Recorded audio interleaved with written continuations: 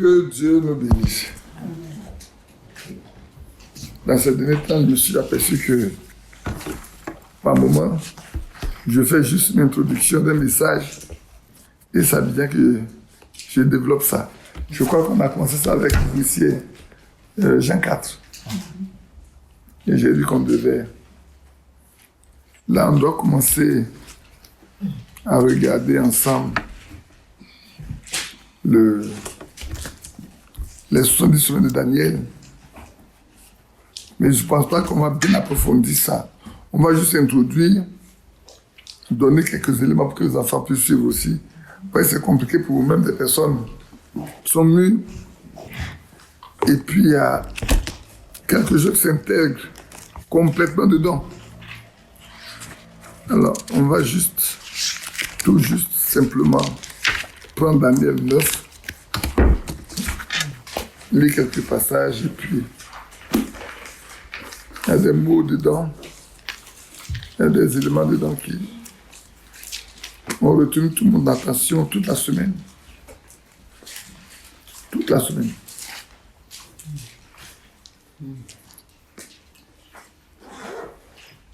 Pour mieux c'est dit, j'ai lu tout Daniel, hein. J'ai lu tout Daniel 9 là. On descend jusqu'à ce qu'on arrive. C'est long, c'est vrai. On va le lire. Il est bientôt 9 à 10 ans. On est 11 heures ici. Je peux commencer à lire. Il a peut-être 1, l'année 9. Parce qu'il y a des éléments qui sont assez importants dedans. La première année de Darius, fils d'Assuérus, de la race des Mèdes, lequel était devenu roi du royaume des Chaldéens. La première année de son règne, moi, Daniel, je vis dans les livres qu'il devait s'écouler 70 ans pour les ruines de Jérusalem, d'après le nombre des années dont l'Éternel avait parlé à Jérémie le prophète. Je tenais ma face vers le Seigneur Dieu, afin de recourir à la prière, aux supplications, en jeûnant et en prenant le sac et la cendre. On va s'arrêter un peu ici.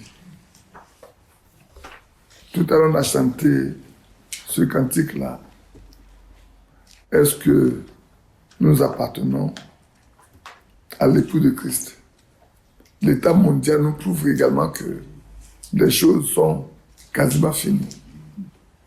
Voilà, Daniel a lu dans le livre de Jérémie et s'est aperçu que 70 ans étaient donnés au peuple pour la captivité. Voyant que les temps sont finis, ne sachant pas ce que Dieu prévoit, il s'est mis à recourir à la prière, aux supplications, en jeûnant et en prenant le sac de la cendre. Peut-être nous, on n'aura pas besoin de prendre le sac de la cendre, mais qu'est-ce que nous faisons après avoir écouté, lu la Bible, lu les messages, écouté les messages, qu'est-ce que nous faisons? Daniel, dans son état, a vu que le séjour en Chaldée est en train de finir. Qu'est-ce que Dieu prépare pour son peuple? Qu'est-ce qui va leur arriver? Il est préoccupé de le savoir. Nous, on le sait. On sait aujourd'hui, pour l'Église, pour le peuple de Dieu, il n'y a aucun espoir si ce n'est le retour de Christ. Ça, on le sait. On le sait. On a vu s'accomplir plusieurs promesses que le Seigneur a faites. Plusieurs prophéties, plusieurs prédictions ont été accomplies. Pour nous, surtout nous qui sommes au message. Dans ces temps, c'est vrai, je dis toujours, On a sauté quand le pape américain est venu. 3 mois, 4 mois, 5 mois, 6 mois après, on est retombé dans notre léthargie. On a commencé à revivre comme nous vivons. C'est comme des gens qui ne sont pas conscients que quelque chose de très grave va arriver. Très grave va arriver. Si on est conscient, peut-être on ne va pas prendre le sac de la cendre, mais on doit faire attention à notre marche avec Dieu, à notre relation avec lui. On doit chercher à savoir quelle est notre position en Christ. Quel type de relation avons-nous avec lui? Et ça, c'est très important pour le temps dans lequel nous sommes. Vous voyez, laissez-moi repartir dans Jérémie, chapitre 1. Et pour moi revenir dans Daniel. Quand nous prenons Jérémie, chapitre 1,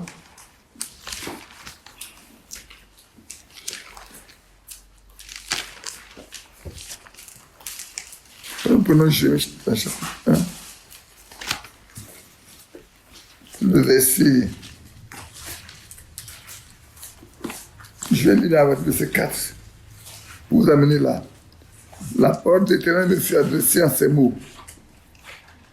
Avant que je t'ai formé dans le ventre de ta mère, je te connaissais. Je te connais, plutôt. Je te connaissais.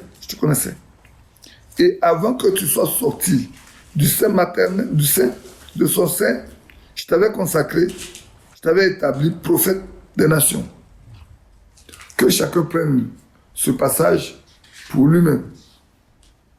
Avant que nous soyons formés dans le sein de notre mère, Dieu nous connaissait. Avant que nous sortions de son sein, il a simplement consacré chacun de nous pour être quelque chose. Dieu nous a destiné d'être des fils et des filles de Dieu. Dieu le savait. Je répondis à Seigneur, l'Éternel, voici, je ne sais point parler, car je suis un enfant. Et l'Éternel me dit, ne dis pas, je suis un enfant, car tu iras vers tous ceux auprès de qui je t'enverrai, et tu diras tout ce que je t'en donnerai. Ne les crains point, car je suis avec toi pour te délivrer, dit l'Éternel. Puis l'Éternel étendit sa main et toucha ma bouche. Et l'Éternel me dit, voici, je mets mes paroles dans ta bouche. Regarde, je t'établis aujourd'hui sur les nations et sur les royaumes pour que tu arraches et que tu abattes, pour que tu ruines, que tu détruises, pour que tu bâtisses et que tu plantes. Et le Seigneur Jésus a dit, tout arbre qui n'est pas planté par son Père sera déraciné. Tout arbre. En d'autres termes, tout ce que nous ferions qui n'est pas en accord avec la volonté de Dieu n'aura pas cours. Et ça serait même dangereux pour nous. Donc, apprenons à connaître la volonté de Dieu pour qu'on puisse la faire. Parce que le Seigneur a dit lui-même que la volonté du Père, c'est qu'il ne perd pas ceux qui sont à lui. Il doit les garder les restes des jours. Et il continue. La parole de l'Éternel me fait adresser en ces mots. Que vois-tu, Jérémie? Je répondis, je vois une branche d'amandier. Et l'Éternel me dit, tu as bien vu, car je veille sur ma parole pour l'exécuter. Voilà là où je veux nous amener. Je veille sur ma parole pour l'exécuter. Si Dieu dit une chose, sachons-le. Cette chose va s'accomplir littéralement au moment venu. Amen. Vous voyez, on peut s'arrêter là.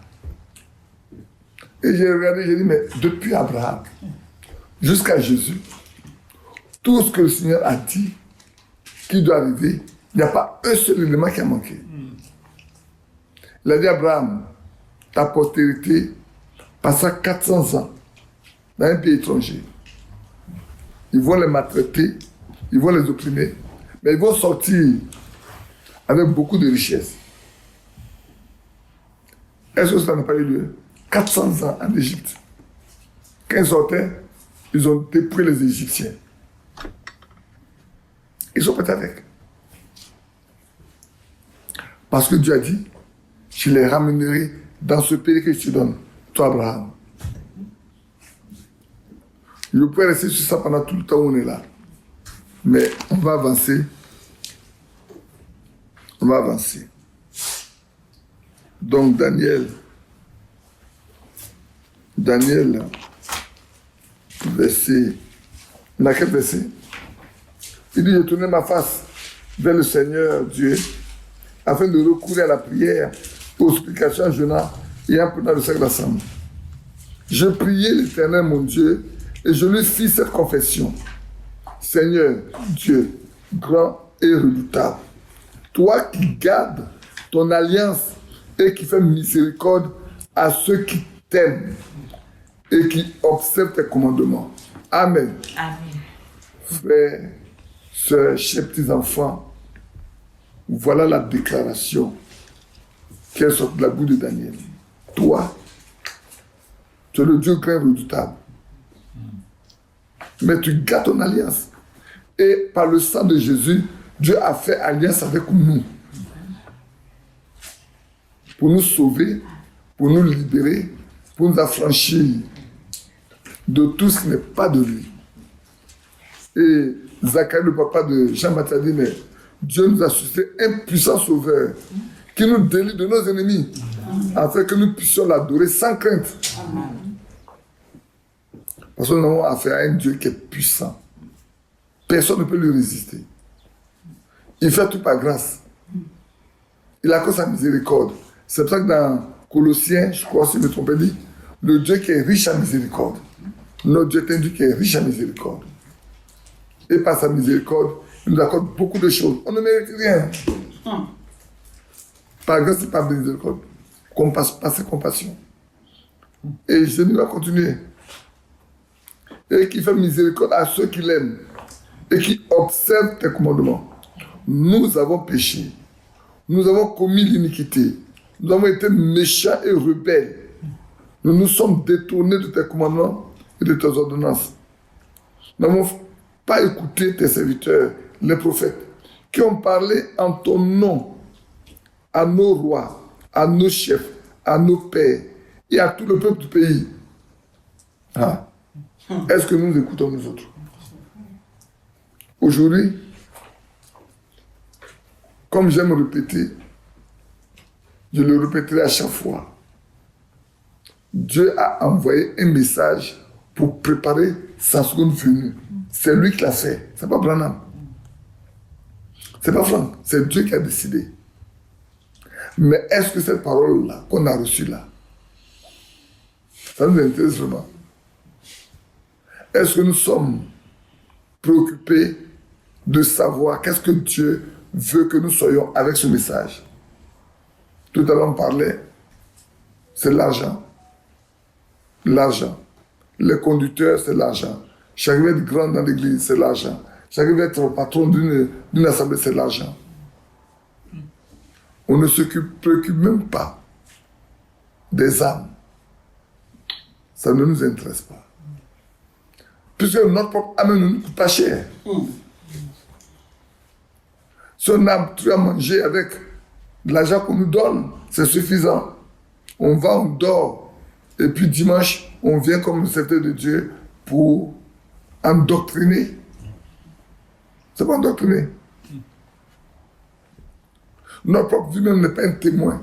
Ne donne pas envie aux gens de marcher avec Dieu. Notre propre vie, nos propres caractères, notre manière de faire. Que Dieu nous aide. Amen. Et je reviens sur, Jérémie a dit, Dieu a dit, je vais sur ma porte pour l'exécuter. Donc, Dieu a veillé sa parole pour l'exécuter en donnant un message à Abraham pour nous. Dieu a veillé sa parole pour l'exécuter en donnant afin de distribuer ce qu'il doit distribuer. Qu'est-ce que nous en faisons, nous? Sa déclaration, il avait dessus.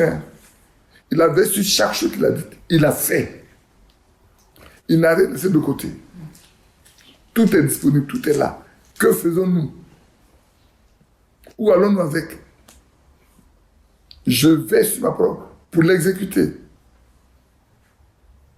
Et toi, tout à l'heure, je lisais Luc 21 et Matthieu 24.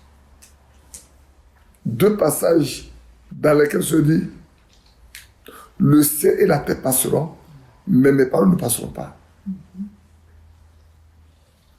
Et ces deux passages concernent notre temps, où il fait référence à ce qui est arrivé à Sodome et Gomorrhe. Et il dit à l'avènement du Fils de l'homme là, ces choses-là seront encore là, ça se fait. Ce qui est arrivé à Sodome et Gomorrhe là, on va le voir. Quand le temps du Fils de l'homme sera là, on verra ça. Dans Daniel, pour ceux qui veulent lire, ceux qui peuvent lire, vont lire. Pour ceux qui veulent écouter, vont écouter. Aujourd'hui, quand tu sors, il y a un jeune frère qui m'a dit, depuis les années 1933, il dit la moralité des femmes va tellement baisser. Quand on sort, moi je regarde les femmes, comment ça dit? Il n'y a plus de morale. Dans une maison, les enfants, le maman, le papa, ils sont presque quasiment nus. Quasiment nus. Les mamans qui portent des culottes comme ça. Aujourd'hui, tu sors là, les femmes sont quasiment nues en haut. La moralité des femmes est un signe pour nous, de la venue très prochaine du Seigneur. Quand je dois venir là, tout se mélange. Hein. Chaque fois que je dois faire quelque chose de grand, tout se mélange. Tout. Tout se mélange. Nous devons envoyer ces choses-là. Nous devons avoir pitié pour nos âmes. Nous-mêmes, si on n'est pas prêts. Sinon, crier au Seigneur, crier à lui jusqu'à ce que nous soyons en conformité avec sa parole. Comme Paul peut le dire dans Romains 6. Nous devons être une même plante avec Christ. Avoir la même nature que Christ. Les mêmes pensées. Dimanche passé, on a lu la nature de Dieu. Dieu nous a créé pour que nous ayons sa nature. Il veut que nous ayons la même nature que lui. Mais où en sommes-nous? Aux autres, les choses sont restées cachées. Hein. Frères et sœurs, aux autres, les choses sont restées cachées. À nous, comme le Seigneur peut le dire, il dit aux autres, je le parle en parabole, parce qu'il n'a pas été donné de connaître les mystères du royaume. Mais à vous, il vous a été donné de connaître les mystères du royaume. Voilà pourquoi je vous explique ça en privé. À nous, Dieu nous a donné de connaître ce qui est nécessaire pour la préparation de chacun de nous. Il n'a rien caché. Où en sommes-nous, en réalité? Où en sommes-nous? Je poursuis. Nous n'avons pas écouté tes serviteurs, les prophètes, qui ont parlé en ton nom à nos rois, à nos chefs, à nos pères et à tout le peuple du pays. À toi, Seigneur, est la justice et à nous la confusion de face. En ce jour, aux hommes de Juda, aux habitants de Jérusalem et à tout Israël, à ceux qui sont près et à ceux qui sont au loin, dans tous les pays où tu les as chassés à cause des infidélités dont ils se sont rendus coupables envers toi. C'est Dieu qui les a chassés. Hein. Est-ce que vous voyez? Regardez deux choses. En ce temps-là, Dieu les a dispersés. Les a chassés. Et puis, après la mort du Seigneur Jésus-Christ, on viendra dessus plus tard, je vais expliquer, mais après la mort du Seigneur Jésus-Christ, ils ont dit, avant que ils ont dit, que son sang retombe sur nos enfants. Mais le sang est retombé sur les enfants. À l'an 70, notre ère, Titus est venu détruire tout. Titus est venu détruire tout. Et on les a éparpillés, Dieu les a éparpillés sur toute la planète.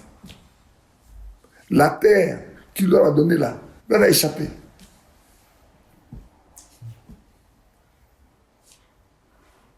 Les sons du semaine de l'année, là, c'est dedans. Hein. Ce que je vous dis là, c'est dedans.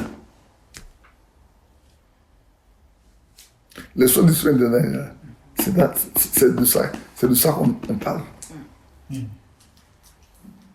Quand on va commencer à rentrer dedans, vous verrez bien pourquoi l'ange Gabriel a parlé à Daniel. Ce qu'il a dit à mots couverts là, on le verra simplement. Il les a dispersés. Il les a dispersés sur toute la terre. Sur toute la terre. Pour n'avoir pas accepté d'écouter et les prophètes que Dieu leur a envoyés. Vous avez fait des recherches depuis quand la parole est sortie, quand la parole est sortie, jusqu'à 29 avant Jésus-Christ. Les événements sont venus, c'est du chaos. Avant, il n'y avait pas de pharisiens, il n'y avait pas de sadducéens, il n'y avait pas d'hérodiens, il n'y avait pas de docteurs de la... Il n'y avait que la loi et les sacrificateurs. C'était tout. Mais avant la vie du Seigneur, tout est mélangé. Des religions ont été créées. Et des partisans sont... Les gens sont partisans. Laissez-moi faire le parallèle. Quand le Seigneur est venu, il n'appartenait à aucun groupe. Il a juste sorti un peuple qui lui appartient, qui porte son nom. Jusqu'à ce qu'on en arrive à 325. Les églises ont commencé à être créées. Et aujourd'hui, il n'y a même plus d'églises qu'il n'en avait auparavant. Et toutes les églises qu'on voit aujourd'hui là, elles n'ont même pas de fondement biblique. Elles n'ont pas de fondement biblique. Celui-là se lève avec un mot, il crée son église. Soit celui-là qui a un verset, il crée son église. Et le monde est content d'appartenir à un groupe. Les gens sont heureux d'appartenir à un groupe. Quand tu parles à quelqu'un, il y a un aujourd'hui, celui qui nous a vendu les appareils là, à Dengra, il dit ça fait plus de 8 mois qu'il ne va pas à l'église. Mais tu restes à la maison, tu fais quoi? Il dit, mais quand tu vas à l'église là, tu sors, ton cœur est malade. Donc il a préféré ne pas aller à l'église. À Dengra, tu ne peux pas vivre ta vie seule, la vie chrétienne seule. Si tu ne trouves pas bon d'aller là-bas, au moins plus Dieu qui te dise où tu peux aller le servir. Mais tu es chez toi. Quand on a besoin de toi, tu viens, on a besoin d'appareils, tu nous montres le chemin pour avoir des appareils. Tu nous connais. Tu as même promis de venir à la maison pour qu'on parle ensemble. Mais tu es venu, ça fait 8 mois aussi. Et aujourd'hui, beaucoup sont, je ne sais pas dans quel monde, ils sont désabusés, ils ne savent pas où aller, ils ne sont pas satisfaits, leur âme souffre. La fois que je parlais, le notaire, la notaire là, j'étais jeune de bail, elle dit, papa, je te suis. Moi, je t'écoute. J'écoute ce que tu fais ça, je t'écoute. J'allais au travail, je parlais à une autre jeune catholique, dit, papa, là où je suis en travail là, tu as vu non? Je suis en train de t'écouter. La prière de dimanche, je suis en train d'écouter ça. Alors je me suis dit, si nous on ne fait pas attention, si nous ne faisons pas attention là, il y a des gens qui vont venir au dernier moment, rentrer dedans, être enlevés, et puis nous sommes restés dedans. On a fait la religion là, on va rester. On va rester. Dieu nous parle depuis. Il y en a plus de 40 ans, il y en a plus de 30 ans. Ça fait combien d'années? Depuis 90. Là, elle parle de l'année où elle a pris conscience de. Mais bébé, elle savait chanter tous les cantiques. Elle va à l'église là, elle passe au temps à pleurer. Mais quand elle arrive à la maison, tous les cantiques là, elle sait chanter. Oui, c'est vrai, ça fait rire, mais c'est inquiétant, très inquiétant. Parce que quand tu vois les personnes avec lesquelles vous avez commencé auparavant, la marche chrétienne, et puis vous voyez leur position aujourd'hui, vous vous demandez, est-ce que c'est le même message que vous avez reçu depuis là? C'est ça là? Les exigences, moi j'appelle ça exigences, les exigences de la part de Dieu là, c'est ça qu'on fait? Je dis à quelqu'un, vous savez, ma sortie de l'église de Koweït, là, ça date de 95. Ma sortie, là, ça date de 95. Koné Fontioro, Dieu le lui a montré en 1995. Quelqu'un dit, ah bon, donc c'est même pas à quoi il dit non. Et ça, c'est à ton papa, Alfred et sa femme, qui sont passés me rendre visite là. Parce que j'ai eu l'occasion de leur parler. Elle dit, mais depuis 80, depuis Williamsville, oui, depuis Williamsville. Et ça s'est accompli aujourd'hui. Donc, nous on veut marcher avec le Seigneur. On ne veut pas faire la religion. À toi, Seigneur, est la justice. Et à nous la confession de face. En ce jour, aux hommes de Juda, aux habitants de Jérusalem, à tout Israël, à ceux qui sont de près ou de loin, dans les pays, dans tous les pays où tu les as chassés, à cause des infidélités, nous se sont rendus coupables envers toi. Seigneur, à nous la confession de face, à nos rois, à nos chefs, à nos pères, parce que nous avons péché contre toi. Auprès de toi, auprès du Seigneur, notre Dieu, la miséricorde et le pardon, car nous avons été rebelles envers lui. Frère, la rébellion envers Dieu là, c'est l'inobservation de sa parole. Quand vous refusez d'obéir à ce que Dieu dit, vous devenez un rebelle. La rébellion, c'est le refus d'obéir à ce que Dieu a dit. Souvenez-vous de Saül, hein? Le roi Saül, il était un rebelle. Il a perdu le trône. Il a voulu tuer David. Il pensait qu'il pouvait tuer David parce qu'il savait que le royaume allait revenir à David. Il savait. Donc il faut le tuer pour que le royaume ne vienne. Mais quand Dieu a donné quelque chose à quelqu'un là, est-ce qu'un homme peut l'enlever? Quand Dieu a écrit quelque chose là, il dit, moi je vais ma parole pour l'exécuter. Quand Dieu a choisi David là, il savait le chemin par lequel David passerait. Tous tes actes que tu as posés là, Dieu savait ça. Tout ce que tu as voulu faire à David là, Dieu connaissait ça. Donc il n'est pas étranger. Donc il a préparé tout l'arsenal nécessaire pour protéger David. Quelqu'un pourrait dire, mais pourquoi rapidement Dieu n'a pas balayé Saül pour mettre David? Non. Dieu, il fait toutes choses en son temps. Au dernier moment, Saül était obligé d'aller consulter la femme d'Andor qui invoque les esprits impurs, les esprits. Et Samuel, nous allons donner l'instruction. Samuel lui dit, ce soir même, toi et ton fils, t'es là, vous serez avec moi, là. Dieu a mis un terme aujourd'hui. Le jour que Dieu a fixé pour mettre un terme à ton royaume, là, à ta royauté, là, c'est demain. Demain à cette heure-ci, là, tu seras avec moi. Frères et sœurs, mes enfants et mes petits-enfants, obéissons à ce que Dieu dit. Mais quand on ne comprend pas là, obéissons simplement. Si Dieu dit une chose, il faut obéir. Il faut obéir. Vous voyez, ce qu'on est en train de dire là, on peut ramener ça dans Luc 4, verset 17, où le Seigneur a lu Isaïe 61, verset 1 et 2, première partie. Pour nous dire aujourd'hui là, ce que Dieu a dit là, c'est accompli.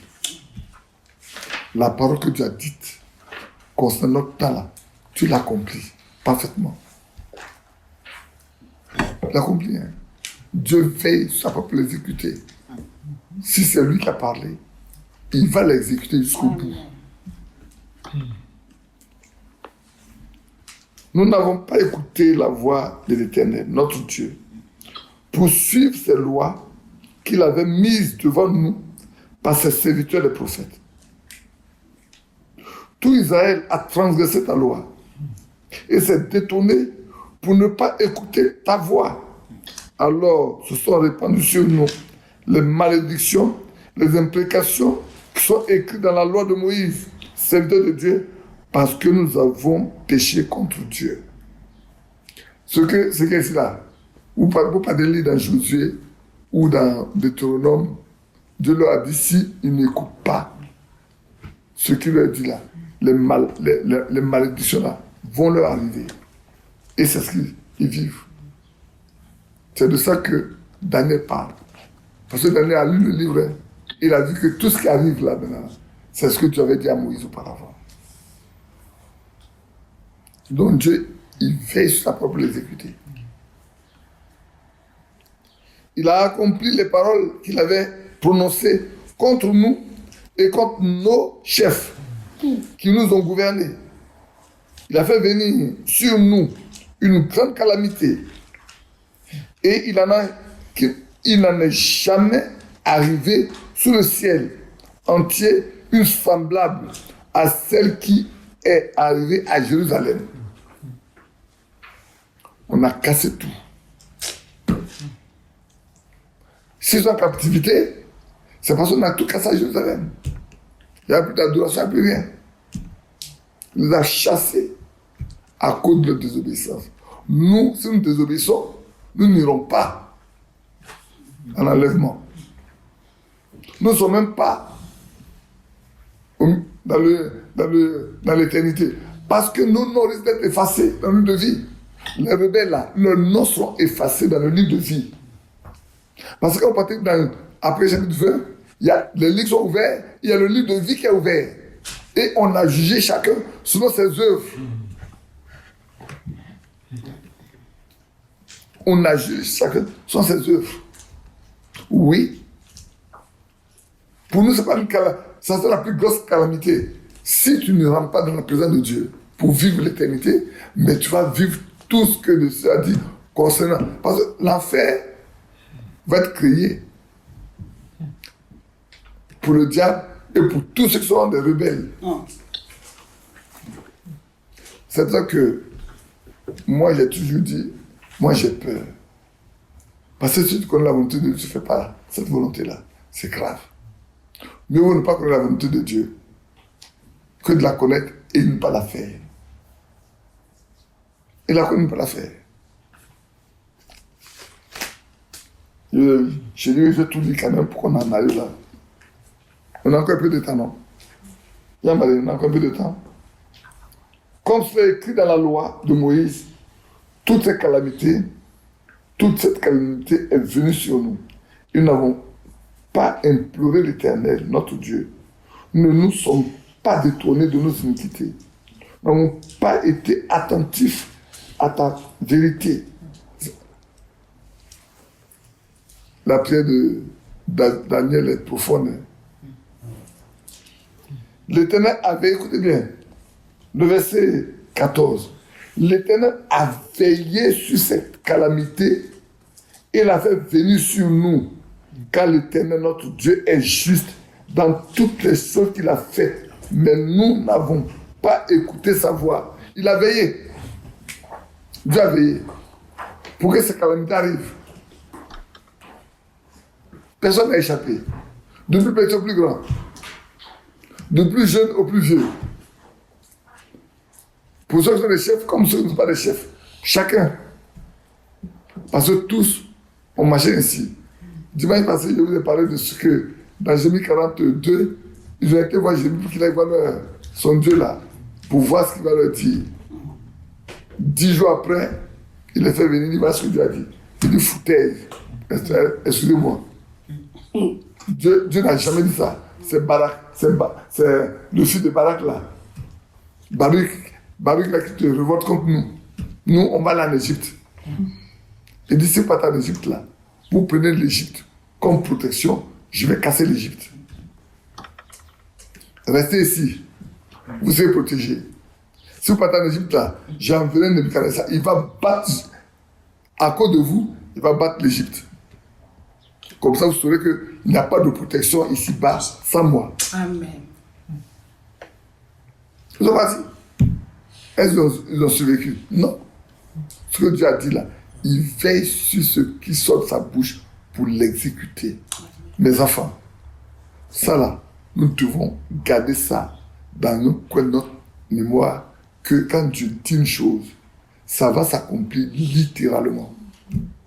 Moi, je me réjouis souvent, je dis, en 90, Dieu m'a dit un jour à Abidjan de la nourriture. C'est le thème. Quand le moment est venu d'imprimer les brochures, là, qui on a appelé? C'est moi on a appelé. C'est ça qu'on a parlé. Aujourd'hui, on a recommencé encore. De l'autre côté, c'est éteint. Frère Franck a dit, ne prenez pas des frais et ne prenez pas des frais pour faire affaire des salariés. N'allez pas acheter des machines de faire ceci. Dès que le frère Franck a tourné le dos, le frère Koum a pensé qu'il est plus sage, il va faire. Ils sont cachés, ils ont acheté la machine offset que l'imprimeur là avait acheté pour nous, pour imprimer les brochures pour nous là. Ils n'ont pas dit pour ça. Ils nous ont donné l'argent, ils ont récupéré. Ils ont embauché des frères. Aujourd'hui, la machine est là. Il n'y a personne pour la mettre en œuvre. Il n'y a plus de pression. Quand tu poses la question, qui a lu cette brochure? Il n'y a personne. Ils n'ont pas reçu. Qui a lu cette brochure? Il n'y a personne. Ils n'ont pas reçu. Sauf les anciens là, nous sommes anciens, qui avons ces brochures-là. On a oublié aujourd'hui de réimprimer toutes les séries que Frère Ballier avait imprimées autrefois. On est en train de les réimprimer. Les frères n'ont pas. Oh, c'est la nourriture. Si tu ne manges pas cette nourriture-là, comment tu peux être prêt? Et moi, je n'ai pas aussi le temps de dire, je vais prendre chaque brochure, je vais dire, lire. Je ne suis plus prédicateur.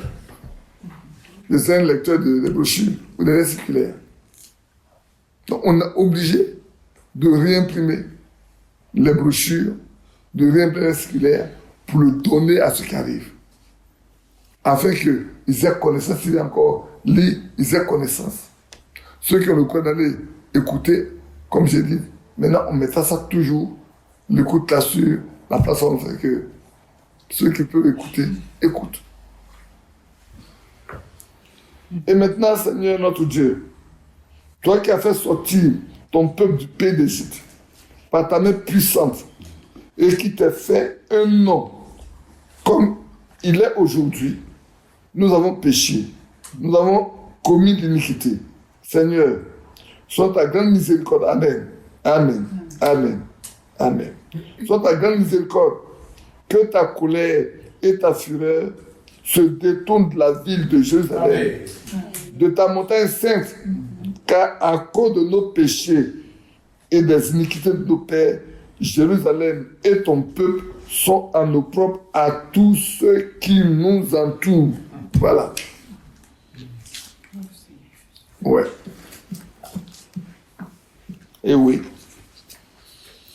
Regardez, il y a deux choses là que donné à citer ici. Jérusalem et son peuple.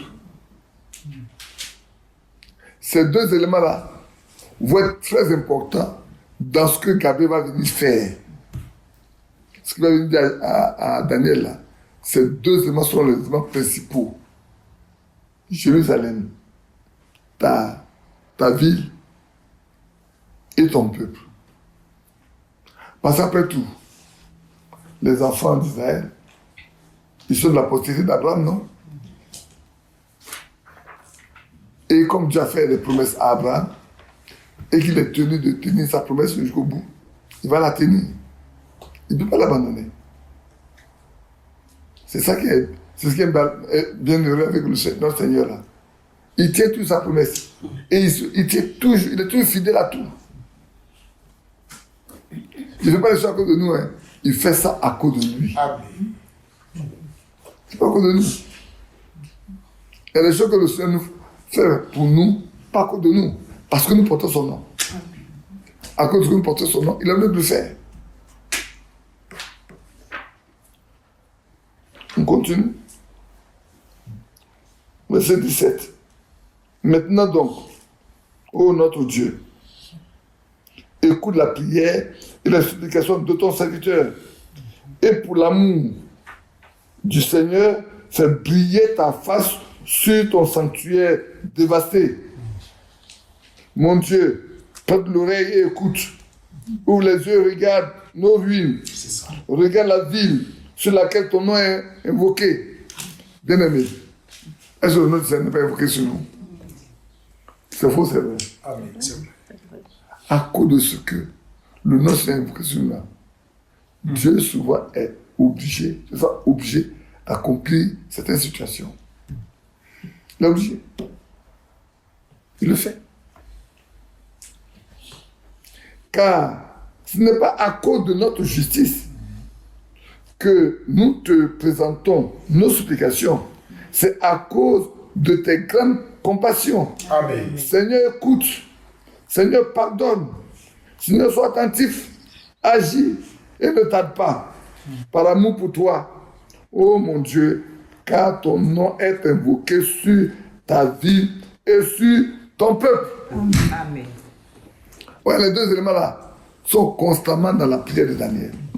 Le peuple qui lui appartient et la ville, Jérusalem. Frères et sœurs,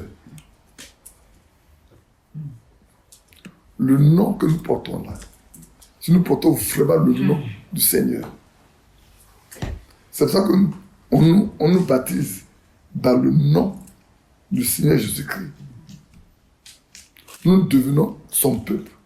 Nous ne sommes plus des étrangers. Nous sommes les gens de sa maison. Et c'est pour ça que, comme je disais à votre maman, je crois que c'est avant-hier, non? C'est avant-hier.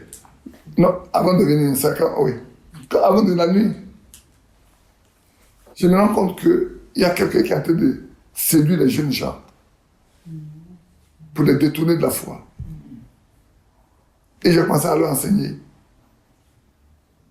la nouvelle naissance avec la réception de l'Esprit de Christ, la sanctification et le baptême de cet esprit.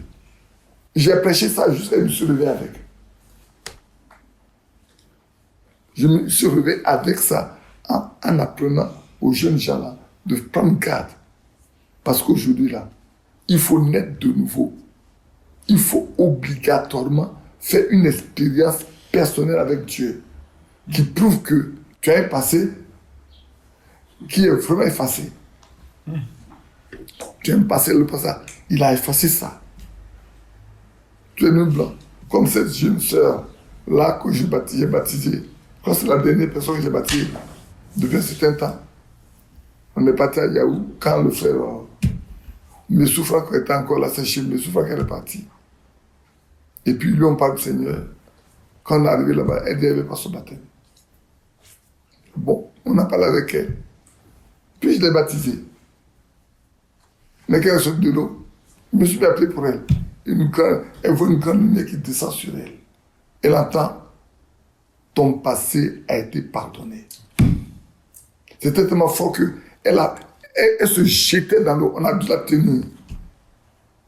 Ton passé a été pardonné. Parce que c'est des jeunes filles qui faisaient les médicaments, c'est plein d'histoires. Elle a entendu, depuis ce jour-là, les médicaments qu'elle vendait, tout ce qu'elle a tout laissé tomber. Ton passé a été pardonné. Oui, Dieu pardonne. Et nous devons faire l'expérience dont les résultats soit notre passé là n'existe plus. J'ai lu aussi un témoignage, ça fait longtemps, c'est plus dans quel bouquin, comme un monsieur qui n'avait pas cru. En ce moment, il n'avait pas encore cru. Et quand il a cru, il a cru. Et puis, je crois qu'il doit faire un problème de travail, quelque chose comme ça. Ils vont voir les psychologues là pour... Les psychiatres, faire n'importe quoi. Et le gars, quand il s'est présenté, il dit, je vois ta vie de telle année à telle année. Mais de telle année à telle année, je ne vois plus rien. Et il dit, tu ne peux plus rien voir. Parce que ma vie présente est cachée dans le sang de Jésus. Là-bas, là, tu peux voir. Dieu m'a pardonné tout ce qui est passé. Tu peux le voir, il m'a pardonné. Là, tu ne peux plus voir parce que je suis caché en lui. Je suis avec Jésus, caché en Dieu. Donc, tu ne peux plus le voir. Et le chrétien, c'est vrai. Ce que la Bible dit là, c'est vrai. C'est tellement vrai. Il ne peut plus voir le présent. Il ne veut pas. Jean-Baptiste Badou a eu la même expérience. Sa maman, chaque année, partait consulter. Elle était élève là. Partait chaque année consulter. Et puis, quand elle a cru, la même année là, quand elle a cru, sa maman est partie. Elle prépare Il dit, madame, faut me chercher des histoires. Moi, je ne veux pas mourir. Ce que je vois ton frère, non, non, ne peut pas. Il faut sortir. Il faut partir. Parce qu'elle a vu quelque chose qu'elle ne peut pas supporter. Badou a cru. Il est protégé. Il est gardé. Et ce qu'il a vu là, l'a tellement terrifié. Et quand Badou est venu, ça m'a pour la gueule. Moi, j'ai donné ma vie au Seigneur. Elle a compris. Elle a compris. Le papa de Badou était catholique, fumeur et tout. Et puis, malade à la mort. Malade à la mort, sur le lit de... Il est en train de mourir là. Il y a un de ses... Il est venu avec une bouteille de liqueur. Pour faire ce qu'il doit faire, il faut traditionnellement. Mais Dieu a donné la force au papa de Badou de se redresser. Pour dire à l'homme là, là où je vais là, ces choses ne vont pas là-bas. On ne chie plus tabac, on ne fume pas là-bas, on ne boit pas. Il faut sortir de là avec ça. C'est ce qui a fait que la maman de Badou a arrêté de chier le tabac. Ce même jour-là, qu'elle a entendu ça, quand son mari a fini de dire ça, il s'est couché, il est parti. On a eu le temps de lui parler parce qu'il est venu en cité, on lui a parlé du Seigneur, tout ça. Bon, vous savez, c'est Dieu qui fait. Ce que Dieu savait ne se perd pas. Ah ben. Quand il a fini, quand il est reparti comme ça, là, c'était fini. Depuis ce jour-là, la maman de Badou a arrêté de chier le tabac. Là, je m'en vais là.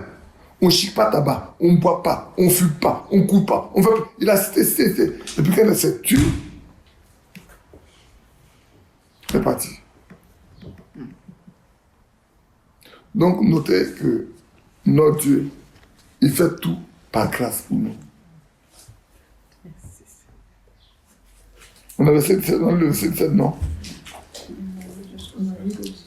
Au 18. Disons le 19. On a lu le 19 aussi, non? On a lu le verset 20. Je parlais encore. Je priais. Je confessais mon péché. Et le péché de mon peuple, d'Israël. Je présentais mes explications à l'Éternel, mon Dieu, en faveur de la sainte montagne de mon Dieu. Je parlais encore dans ma prière quand l'homme Gabriel, que j'avais vu précédemment dans une vision, s'approcha de moi d'un vol rapide au moment de l'offrande du soir. C'est en ce temps-là que toujours le Seigneur parle à ces hommes, au moment de l'offrande du soir. Vous savez que le jour où Élie était en confrontation avec les 400 prophètes Baal, quand l'heure arrivait, il a laissé toute la journée. Toute la journée, il a laissé le temps. Mais quand l'heure est arrivée, l'heure où on fait le front de soir, là, arrivé, il leur a dit, arrêtez. C'est l'heure où on doit offrir à Dieu l'offrande du soir. Et Dieu a agréé ça. Un fer descend du ciel. Vous connaissez bien l'histoire. De l'eau, les pierres, tout, les bois, tout a été consumé. Alors ils ont tombé sa femme pour dire, ah, seul l'Éternel est Dieu. Vous passez votre temps à adorer n'importe quoi. Seul l'Éternel est Dieu. Mais est-ce que plus tard, ils n'ont pas continué d'adorer Baal? Les premiers étaient tués. Le premier du cas de Jésus, quand Jésus est venu, il a fait tuer également plein de prophètes de Baal. C'est ça. Ce qui veut dire que le peuple d'Israël, comme nous sommes tous des rebelles. C'est par grâce que nous pouvons marcher à Dieu. C'est pas grâce. On est tous rebelles. Voilà le message là. Ce beau message que Dieu a donné. Ce beau message, on nous l'a donné. Moi, je suis dit, quitter les États-Unis d'Amérique, venir jusqu'à Abidjan, en Côte d'Ivoire, aller jusqu'à Abidjan. Et puis d'Abidjan, là, aller jusqu'à me prendre dans mon village à courir là.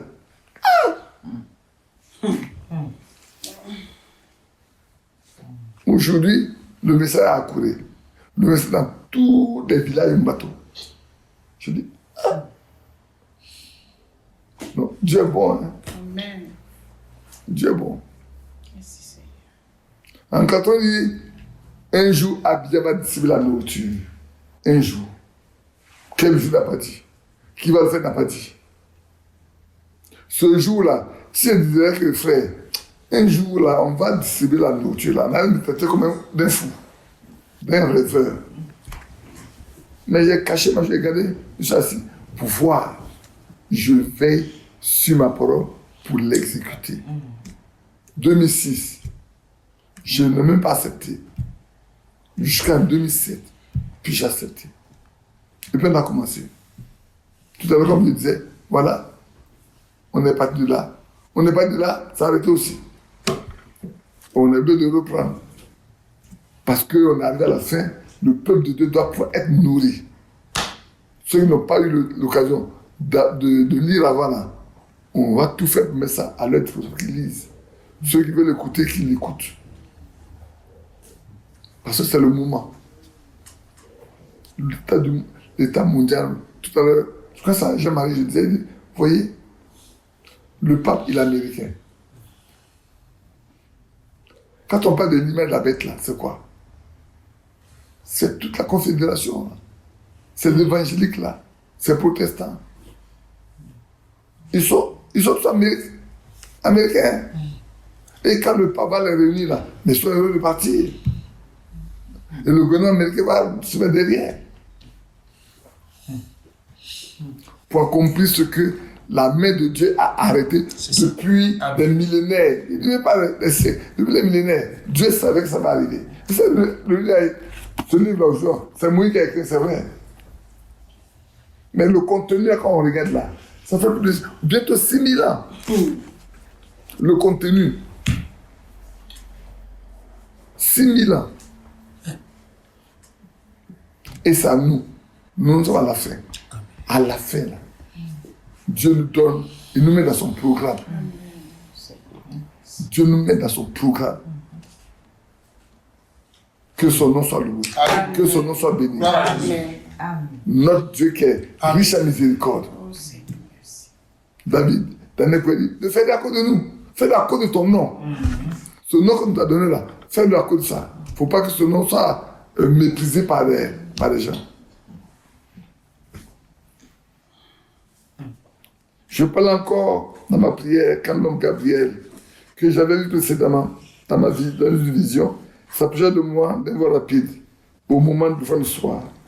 Il m'instruisit et s'entretenait avec moi. Il me dit, Daniel, je suis venu maintenant pour ouvrir ton intelligence. Oh, j'aime ça. Oh, l'intelligence dans l'esprit. C'est l'une des portes de l'esprit. Les 5 portes de l'esprit là, l'intérieur dedans. C'est pour ça que l'apôtre Paul dit dans Romains 12, il dit que votre intellect soit renouvelé afin que vous soyez capable de discerner quelle est la volonté de Dieu. Ce qui est bon, agréable et parfait. Sans intelligence spirituelle, on ne peut rien comprendre. Nous, le frère Favre, qui est mort, quand il était venu à ce temps-là, nous, on était, tu l'as dit, et mes enfants, le jeu de Dieu là, il n'y a pas d'intellectualité dedans. C'est une affaire d'esprit. Oubliez votre étude là, oubliez ça dans le jeu de Dieu là, oubliez ça. L'intellectuel n'a rien à foutre avec ça. Et c'est vrai, quand tu es dans la Bible là, qui est avec un diplôme? La tête dans quelle école? Paul, il a été instruit, c'est vrai, mais les autres là, ils étaient où? Des pêcheurs, des poissons. Tout le groupe là, les André, les Jean, c'est des poissons. Mais quand tu lis les 2 épîtres que Pierre a écrits, tu te rends compte que, franchement, ce n'est pas un homme qui n'a pas été à l'école. Quand tu lis, tu comprends que Dieu l'a tellement utilisé, malgré, comme le fait qu'il soit illettré, pour parler comme ça. On les reconnaissait pour avoir été avec Jésus. On ne les a jamais vus dans aucune école. Dans l'école des pharisiens, on ne les a pas vus. Des sadducéens, on ne les a pas vus. Des hellénistes, on ne les a pas vus. Même des docteurs de la loi, on ne les connaissent pas. Mais ceux-là, Dieu ne parle pas à eux. Dieu travaille avec eux. Amen. C'est pour ça que Gamaliel a dit, faites attention. Prenez garde. Si cette œuvre vient de Dieu là, prenez garde. Ne risquez pas de lutter contre Dieu. Mais ça n'est pas de Dieu. Ça s'éteint. Amen. C'est ce qu'un frère de grand homme a dit. Il est venu me voir là à mon bureau. Frère, ce que tu fais là, c'est pas dans tes 4 murs. Un frère a fait un songe, il a fait un songe, il a fait un songe. Pour toi là, ça prospère. Après c'est tombé. Il dit bon. D'accord? Moi, je sais ce que je fais. Amen. Ce que je fais là, c'est contre ce que tu dis. Parce que ce que moi, Dieu m'a dit là, c'est pas ce que tu m'as dit. Mais on va voir. Maintenant, je dis, j'ai la peur qui vient qu'on fasse le bilan, il ne peut pas venir. Mais quand on fait l'inventaire, il ne peut pas venir. Que Dieu nous aide. Lorsque tu as commencé à prier, la parole est sortie. Et je viens pour te l'annoncer. Car tu es un bien-aimé. Amen. Amen. Soyons. Nous, ce sont des bien-aimés. Hein. La parole dit là, il dit bien-aimé. Vous attendez bien-aimés, fils de Dieu. Saint. Nous sommes des bien-aimés. Hein. Si nous demeurons dans la vérité là, nous sommes des bien-aimés. Demeurons dans la vérité, nous sommes des bien-aimés. Daniel n'est pas partagé. Daniel est resté dans la vérité. Il est resté fidèle. Il était dans un pays étranger. Il n'y avait pas de temple là-bas. Il n'y avait pas de sacrificateur là-bas. Mais ils sont restés fidèles, attachés à Dieu. Leur fidélité les a sauvés. On a le témoin de Shadrach, Meshach, Abednego. Tous ceux qui sont levés contre les Daniel, contre ceux-là, ont été tués, ont été mis à mort. C'est vrai. C'est pour ça qu'il ne faut pas chercher à faire du mal à un fils de Dieu. Et il a dit à Paul, pourquoi me persécutes-tu? Paul dit, mais qui est, Seigneur, qui es-tu que je persécute? Je suis Jésus que tu persécutes. Ah, il a compris que, ah, d'accord. Donc c'est Jésus que j'ai persécuté. Et ça, souvent, on ne comprend pas ça. Quand un mari maltraite sa femme, qui a vraiment cru, il ne se rend pas compte qu'il s'en prend à Dieu. Quand une femme méprise son mari, qui a vraiment cru, elle ne se rend pas compte qu'elle méprise Dieu lui-même. Que Dieu nous aide. Qu'un frère méprise un frère qui a vraiment cru, il ne se rend pas compte que c'est un fils de Dieu là qu'il méprise. Et que Dieu aussi écoute et regarde. La vengeance de Dieu est grave, hein? La vengeance de Dieu là. Non. Il y a des choses qu'on ne peut pas vous dire comme ça. On regarde. On voit. On reste tranquille. On regarde Dieu faire. Elle est sainte. J'ai parlé à un frère. D'une manière là. La semaine n'est pas terminée. Il a fait une grave accident, il a failli mourir. On va nous cacher ça. Et j'ai été informé. Moi, j'ai été le voir. Et tu as fait l'accident et puis tu veux cacher. À qui tu veux cacher? Ce n'est pas aux autres, hein. C'est à moi que tu veux cacher. Mais Dieu m'a informé sur te voir. Il ne faut pas avec toi. Tu dois te repentir. De ce que tu fais, tu dois te repentir. Tu dois te repentir. Jésus te dit, tu dois te repentir. C'est tout. Bien-aimés, nous sommes les bien-aimés du Père.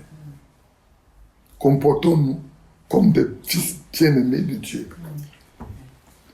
Le fils d'un roi se comporte comme un roi. Dernièrement, vous avez vu en Angleterre, là, les enfants sont mal conduits. Là, qu'est-ce qui s'est passé? On l'a déchu. C'est pas vrai? On l'a pas déchu.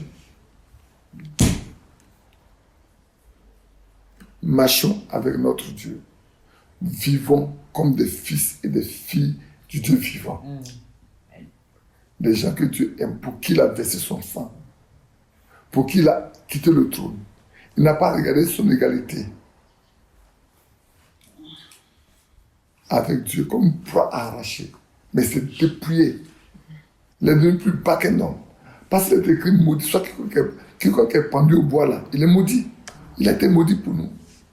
Il est venu prendre notre place, que nous prenions sa place. Nous devons des fils de Dieu. Vivons comme des fils de Dieu. Tu es un bien-aimé. Oui, Daniel, tu es un bien-aimé. On est au verset combien? 24 maintenant. 70 semaines ont été fixées sur ton peuple et sur ta ville sainte. Il dit à Daniel, 70 semaines ont été fixées sur ton peuple, donc le peuple de Daniel, et sur ta ville sainte. La ville sainte, c'est Jérusalem. Ce n'est pas les deux pour qui Daniel a appelé Lazare. Et quand l'ange Gabriel est venu, c'est sur ces éléments-là qu'il a mis l'accent. Sur ton peuple et sur ta vie sainte. Pour faire, bon, ça, on ne va pas étudier ça, mais on va le lire. Pour faire cesser les transgressions, pour mettre fin au péché, pour expier l'iniquité, il amène la justice éternelle, pour sceller la vision et le prophète, pour oindre le saint des saints. Sache-le donc et comprends. Depuis le moment où la parole a été annoncée, que Jérusalem a annoncé plutôt que Jérusalem sera rebâtie, jusqu'au Messie, au conducteur, il y a 7 semaines et 62 semaines, 69 semaines. Les places et les fossés seront rebâtis, mais en des temps fâcheux. Voilà ce que l'ange vient. Il dit, après les 62 semaines, le Messie sera retranché. Il n'y aura personne, il n'y aura pas de successeur. Le peuple d'un chef qui viendra détruira la ville et le sanctuaire, et sa fin arrivera comme par une donation. Il est arrêté que les dévastations dureront jusqu'au terme de la guerre. Comme nous allons parler des 70 semaines de Daniel, on va regarder un certain nombre d'éléments ici seulement. Regardez bien, on va approfondir de l'autre côté. Comprends. Depuis le moment, j'apprends, depuis le moment où la parole a été prononcée, que la vie doit être rebâtie. Il va voir combien de semaines? 7 semaines. Et après, il va voir 62 semaines, 69 semaines. Pour comprendre, quand la parole a été annoncée, il faut aller dans Esdras. Notez, Esdras chapitre 1, verset 1 au verset 3 ou 4. C'est là que la parole dont Daniel parle ici, là, a été prononcée. Et là, tu comptes. Depuis que la parole a été prononcée, ouais. Ça, je dois comprendre donc. Le moment où la parole a été prononcée, depuis le moment où la parole a été annoncée, où la parole a annoncé que Jérusalem sera rebâtie, jusqu'au Messie, au conducteur, il y a 7 semaines et 62 semaines. Alors, frère Branham, en prenant l'histoire, en regardant, il a vu que la reconstruction de Jérusalem et du temple a duré 49 ans. Sur l'histoire. Alors, 49 ans correspond à quoi? Quand on dit il y a 7 semaines, il y a 62 semaines. Or, pour bâtir Jérusalem, il y a en plus en des temps fâcheux. Là, il est déjà midi. Ah bien, on va bientôt commencer, c'est ça, hein? C'est ça? On a déjà commencé. On va faire court pour le suivre.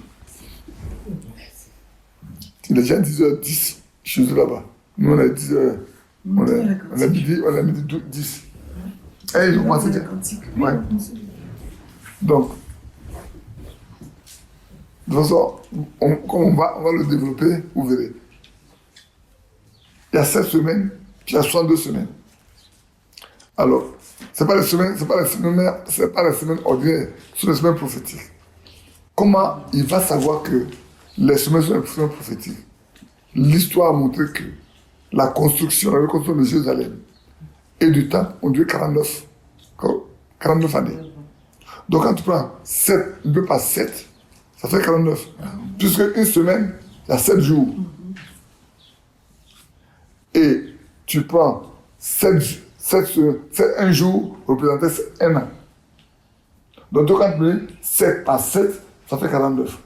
Les 49 ans sont de sorte qu'on peut bien calculer depuis que la parole est annoncée jusqu'au Messie, vous allez avoir 483 années.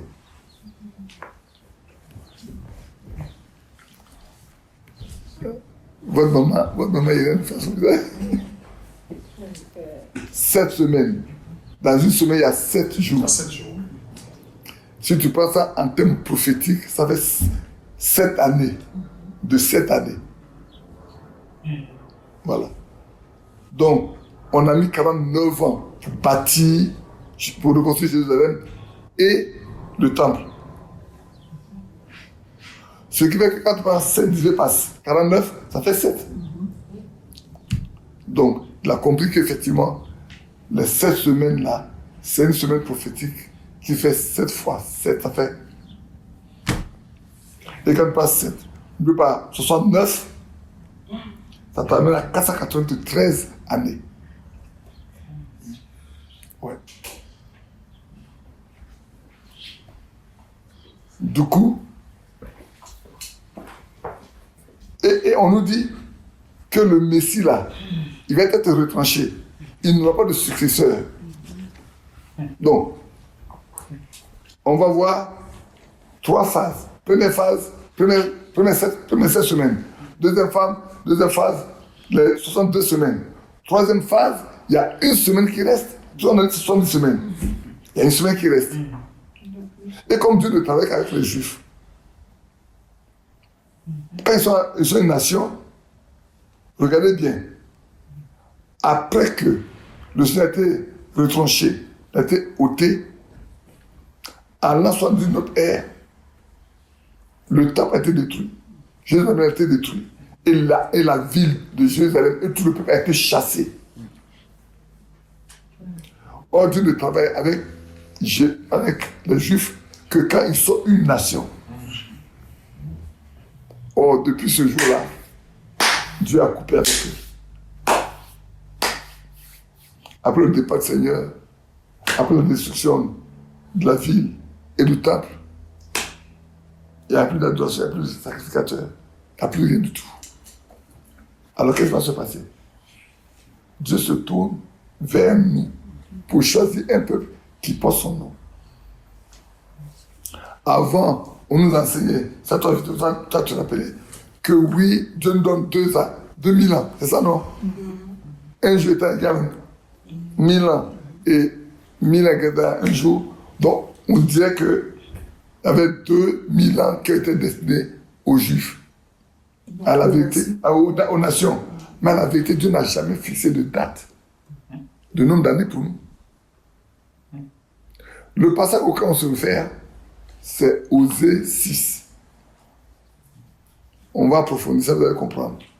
Là-bas, c'est les Juifs qui ont dit, le Seigneur nous a lâchés. Peut-être dans 2 jours, il reviendra vers nous et au 3e jour, il va nous rétablir. Mais quand tu reviens aux nations, il n'y a pas un seul passage de Dieu pour dire, voilà le nombre d'années que le Seigneur va traiter avec nous les nations. C'est écrit nulle part. Ce qui veut dire quoi? Ce qui veut dire que, aujourd'hui, là où on est là, le Seigneur peut venir demain. Tu n'as pas de date. Peut venir après-demain. Nous, notre chasse à nous, c'est que Frère Branham a prophétisé, il a donné les prédictions et il reste un élément seul. C'est Los Angeles. Point. C'est le seul. Pour ceux qui sont dans le message, là, le seul indicateur qui nous reste aujourd'hui, c'est Los Angeles. Point.